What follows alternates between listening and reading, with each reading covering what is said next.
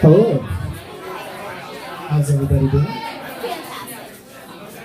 Is everyone cool if I do two poems? Yeah. Okay.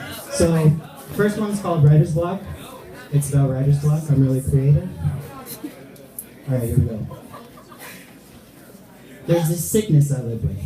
This mental illness with which there isn't prescriptions, no pills I pop to fix it, and no one who gets it, so there's no one to listen when I'm cursing and bitching. Writer's block, that's what they call it. And no one knows just how it goes when in its throes it's something awful. All the time I've wasted, penned to pages, sitting waiting for something, anything to bleed out of my fingertips. Sometimes it comes, sometimes it doesn't. Sometimes I pen pages, sometimes I pen nothing. Sometimes the floodgates open and the words come rushing, gushing like the levee's all busted. But most times there's nothing. A fetid heap of wasted words, all rotted and disgusting. For perfection I endeavor, every sentence could be better. For every page I finish, countless more are headed for the shredder. I place so much pressure on myself to top what I last did. There's no sick days or vacations, all I do is practice. I keep working as if my best work's not behind me. But the bar's set so high, I might not surpass it. Am I even that good, really? Some days I think so, and some days I think no. Start to get in my own head, and then I just sing slow. Listen to the tick-tock from the wristwatch as the pen jots a bunch of dumb shit I know I'll throw away. Another wasted page in a sea of crumpled loose leaf within each contained eraser shavings. Scratched out words and scribble pictures to prove the existence of frustration and lost patience. I almost quit writing this poem you hear now, because I couldn't see how I could be proud of a piece that couldn't surpass what I last did. Travis, this piece is weak in comparison. And that's how it starts. Even when I create great art, I don't feel the fire in my heart because I have no one to share it with. This shit is embarrassing. I've been working 15 years and I don't have a fucking fan yet. I just want an audience, a fan base, a following, but I'm not good enough yet. No one's asking what I'm cooking up next, and that's kind of frustrating. Like playing perfect music with no one there to dance. Like batting the World Series with no one in the stands. So I spent the better part of a week trying to think of a third thing to complete this scheme, rule of three, but I caught writer's block and got lost in the piece, bittersweet irony. That's the type of shit I mean. Every piece could be better, even if I'm the only one that sees. I'm my own worst critic. I'm also my only critic, but I refuse to sleep through the dream. Writer's block can't stop me, but it can destroy my mental well-being. Thank you.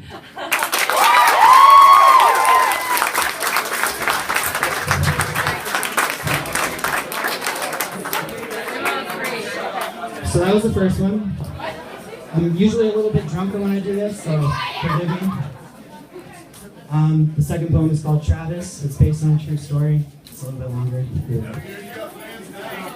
Thank you, I appreciate it. Alright, here we go. This is called Travis. I caught a body. Oh, I caught a body when I was only 14.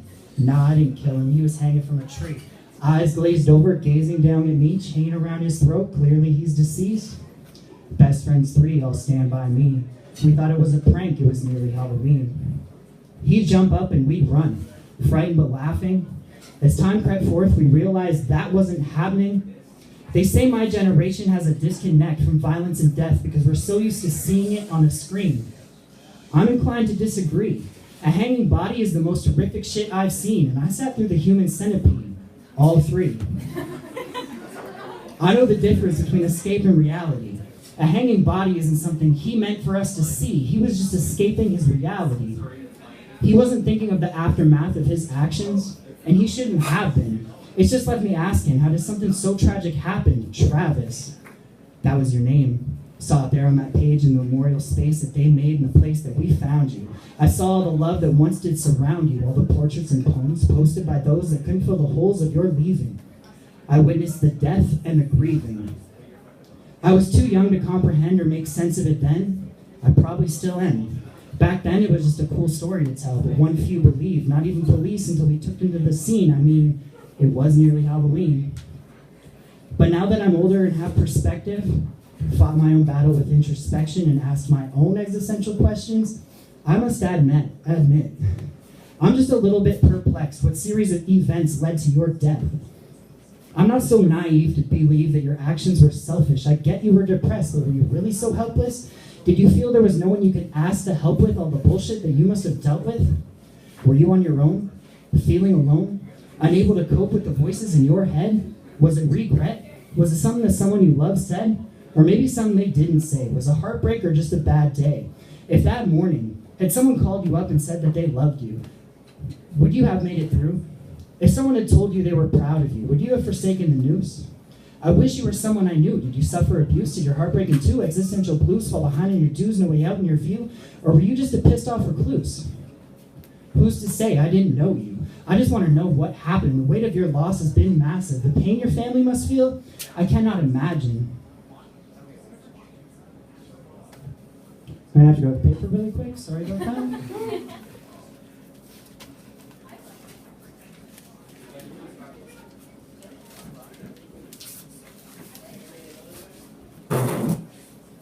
Okay. I wish I'd met you. Know what you've been through. What pushed you to the edge, jumping off of a ledge? Had you thinking death was the only end to your issue? I can posit a theory, but I'll never know clearly. The only time you were near me, you were in no state to answer questions. Was there anything that could have prevented the method you chose for ending your stresses? If your depression had lessened, if you'd regressed from the tension, if you'd been shown affection and made more connections, would you have forgot your dilemmas and thought of successes? Would you still be counting seconds? Or was there no other way out? Maybe you exhausted your options. Maybe you reached out but still felt forgotten. Maybe you felt you had no one to talk with. Was your life a series of lost causes? I don't mean to come off obsessed. I hate to focus on death, and I mean no disrespect to the life that you lived. You are more than the last thing that you did, but it's the only part of your life with which I can connect. And that's because of a choice that you made. And I just want to know if there was a way that you could have been saved. Because maybe if I could have gave you help, I could save myself.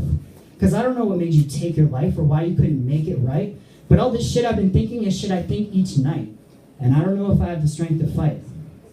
So now I've got to ask myself, am I stronger than you? Or am I next in line to be hanging from a noose? I don't want to take actions that could be seen as drastic. And I don't want to cause sadness or add to the madness. I don't want to be Travis. Thank you.